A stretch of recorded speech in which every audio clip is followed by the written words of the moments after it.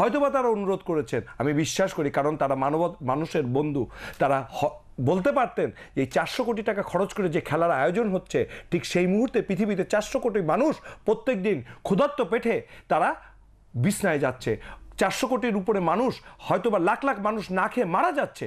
ঠিক সেই মুহূর্তে খেলার আয়োজন করো, কিন্তু এত পয়সা দিয়ে খেলার আয়োজন না করে এর থেকে কিছুটা বাঁচিয়ে আসুন আমরা মানুষদেরকেও বাঁচাই, কারণ এটা তো মানুষের আনন্দের জন্যে। কিন্তু মানুষের আনন্দ যদি দুর্যোগের সৃষ্টি করে, মানুষের আনন্দ যদি ব্যথার সৃষ্টি করে, মানুষের আনন্দ দেওয়ার যে পরিপ্রেক্ষিতে ফুটবল খেলা শুরু হয়েছিল, সেটা যদি আমাদের দুঃখ বেদনা সংসারে পরিবেশে রাস্তাঘাটে যদি দুঃখ টেনে আনে, সেই দুঃখ টেনে আনাটাকে আমরা কতটুকু মেনে নিব, সেটা আমি সকলের কাছে অনুরোধ করতেছি।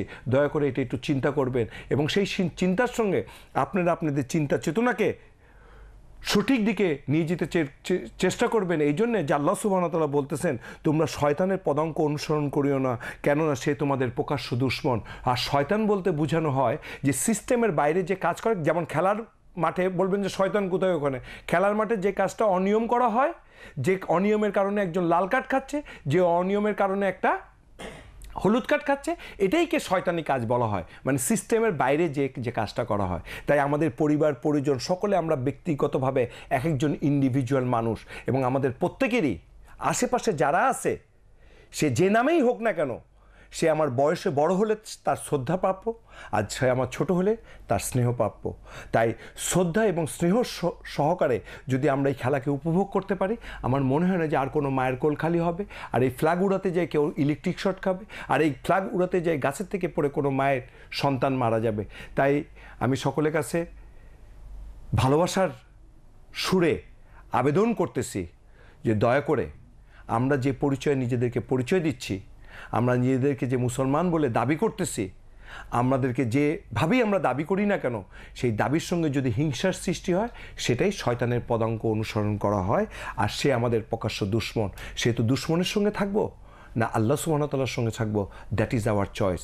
আর এই খেলার মাধ্যমে যদি এই চয়েসটা নিয়ে ওই সীমানার ভিতরে যে শিক্ষাটা আমরা গ্রহণ করতে পারি, সেই শিক্ষা নিয়ে যদি আমরা আমাদের আচার আচরণ, আমাদের কথাবার্তা, আমাদের ব্যবহার, আমাদের শ্রদ্ধাবোধ, আমাদের স্নেহশীলতা যদি বাড়াতে পারি, তাহলে এই খেলা দেখা আমাদের সার্থক। কিন্তু খেলা দেখতে যেয়ে যদি আমরা আল্লাহকে ভুলে যাই, তাহলে এই খেলা দেখে ক্ষণিকের আনন্দ পাবো, কিন্তু কবরের আনন্দ থেকে আমরা বঞ্চিত হব।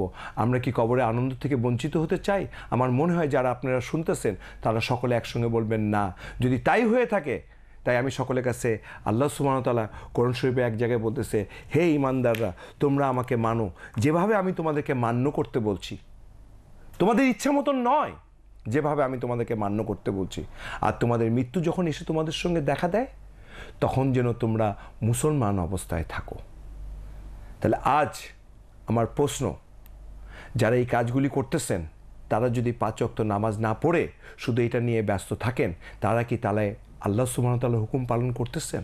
কিন্তু তারই দেওয়া অক্সিজেন গ্রহণ করতেছেন, তারই দেওয়া খাদ্য গ্রহণ করতেছেন, তারই দেওয়া সূর্যের তাপ থেকে আমাদের খাদ্য সৃষ্টি হচ্ছে, তারই দেওয়া আশেপাশের বৃষ্টির থেকে আমরা আমাদের ফল ফলাদি সব কিছু পাচ্ছি।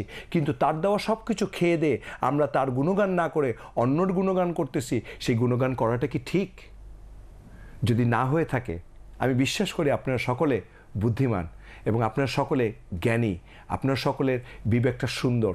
তাই আমি সকলের বিবেকের কাছে প্রশ্ন রাখতে বলছি, যদি আমার প্রশ্নের উত্তর না হয়ে থাকে, তাহলে আসুন আমরা আল্লাহ সুবহানাহু ওয়া তাআলাকে না ভুলে তার পদাঙ্ক অনুসরণ করে আমরা আমাদের যে কাজগুলি করণীয় আছে সে কাজগুলি করতে চেষ্টা করি। তাই আমি সকলের কাছে প্রশ্ন করতে চাই, আমরা যে বলি আমরা আল্লাহকে বিশ্বাস করি, আজ খেলার মাঠে বসে প্রশ্ন করেন নিজেকে, আসলে কি আমরা আল্লাহকে সেভাবে বিশ্বাস করি যেভাবে আমাদের করা উচিত ছিল?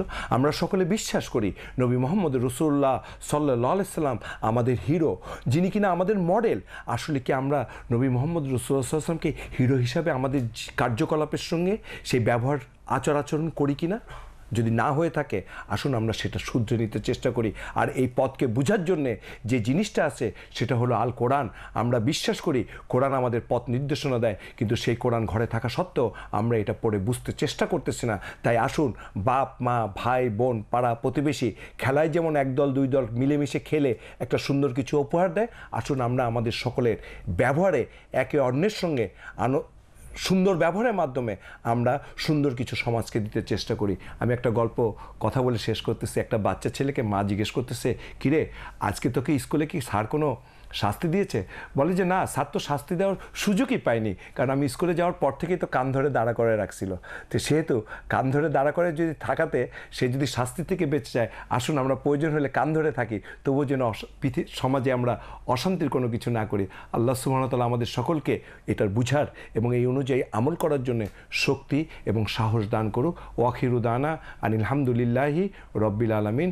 আল্লাহ সুবহানাহু ওয়া তাআলা যা বলেছেন সত্য বলেছেন। আসুন আমরা পূর্ণভাবে আল্লাহ সুবহানাহু ওয়া তাআলার আনুগত্যের স্বীকার করি। আসসালামু আলাইকুম ওয়া রাহমাতুল্লাহি ওয়া বারাকাতুহু।